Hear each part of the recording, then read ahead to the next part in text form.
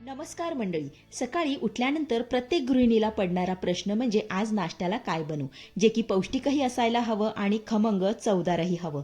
म्हणून आज मी तुमच्यासाठी घरातील साहित्यात बनवून तयार होणारा, भरपूर कॅल्शियम फायबर असणारा, डायबिटीस असणाऱ्यांसाठी अतिशय फायदेशीर असा नाश्त्याचा पदार्थ घेऊन आली आहे. रेसिपी अतिशय सुंदर आहे, त्यामुळे व्हिडिओ कुठेही स्किप न करता अगदी शेवटपर्यंत बघत राहा.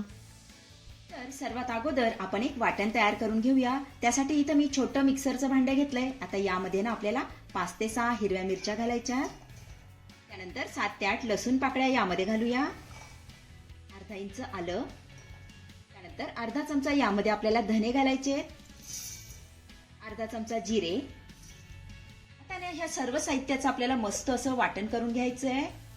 चला, इथं आपलं वाटण करून तयार झालेलं आहे. हे बघा, आपण आता हे वाटण ना थोड्या वेळासाठी बाजूला ठेवूया.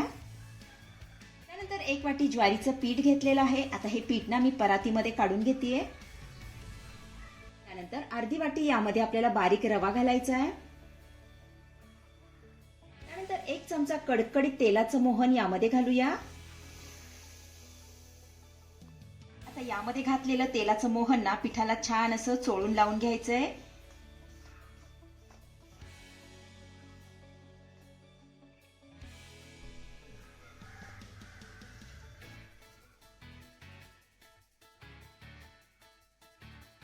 इथे मी ना तेलाचं मोहन पिठाला छान असं चोळून लावून घेतलेलं आहे. हे बघा, असं केल्यामुळे काय होतं ना, आपल्या वड्या छान अशा खुसखुशीत होतात. आता यामध्ये आपल्याला तयार केलेलं वाटण घालायचंय. त्यानंतर चवीपुरतं मीठ घालूया. पाव चमचा हळद. त्यानंतर 1 वाटी बारीक चिरलेली मेथी यामध्ये घालूया. इथे मी ना मेथीची भाजी घातलेली आहे. तुम्ही मेथीच्या भाजीऐवजी शेपूची भाजी, पालकची भाजी किंवा तुमच्या मुलांना जी भाजी आवडते ना ती घातली तरी सुद्धा चालेल. त्यानंतर मुठभर बारीक चिरलेली कोथिंबीर घालूया. सोबतच 1 बारीक चिरलेला कांदा यामध्ये घालूया. आता पुन्हा आपल्याला हे सर्व साहित्य चांगलं एकजीव करून घ्यायचंय. हे छान असं मिक्स करून घेऊया.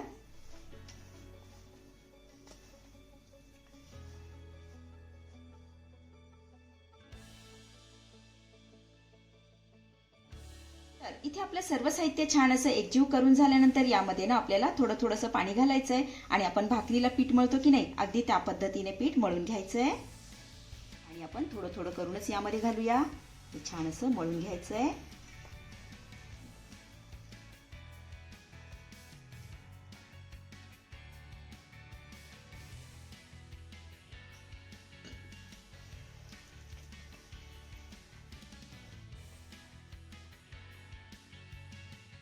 इथे आपलं पीठ मस्त असं मळून झालेलं आहे. आता काय करूया, ह्या पिठाचे ना 2 भाग करून घेऊया. हे बघा, अशा पद्धतीने 2 भाग करायचे. त्यानंतर हातावरती ना याला असं मस्त थापून याची ना वडी करून घ्यायची आहे. हे बघा, अशा पद्धतीने थापून घेऊया.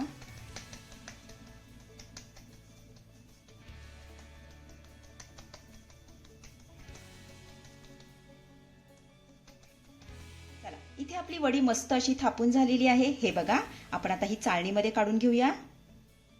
इथे मी ना चाळणीला अगोदरच तेल लावून घेतलेलं आहे. आता यामध्ये ना ही वडी ठेवून घेतेय. आता अशाच पद्धतीने दुसरी ही वडी मी थापून घेते.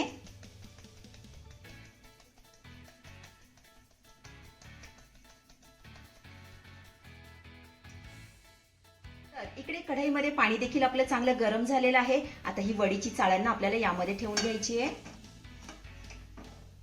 झाकण ठेवायचंय. गॅसची फ्लेम मीडियम करायची आहे आणि मीडियम फ्लेमवरती ह्या वड्या ना 10 ते 12 मिनिटं आपल्याला चांगल्या वाफवून घ्यायच्या.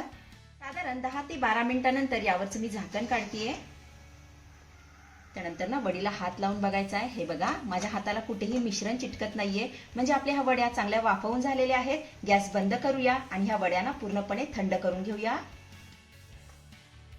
इथे आपल्या वड्या पूर्णपणे थंड झालेल्या आहेत. आपण आता ह्या कट करून घेऊया.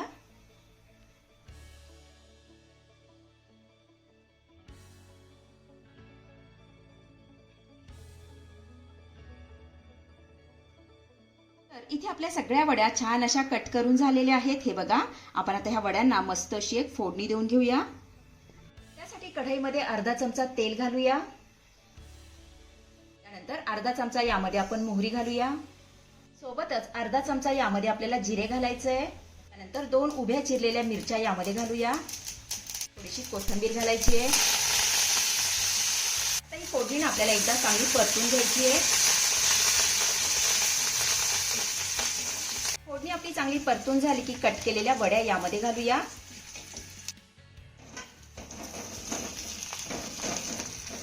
ह्या वड्यांना आपल्याला मीडियम फ्लेमवरती 2 ते 3 मिनिटांना चांगल्या परतून घ्यायच्या.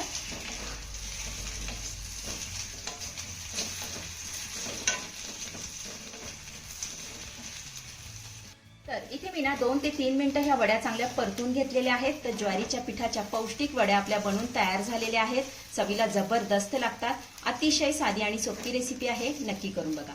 आपण आता ह्या वड्यांना काढून घेऊया.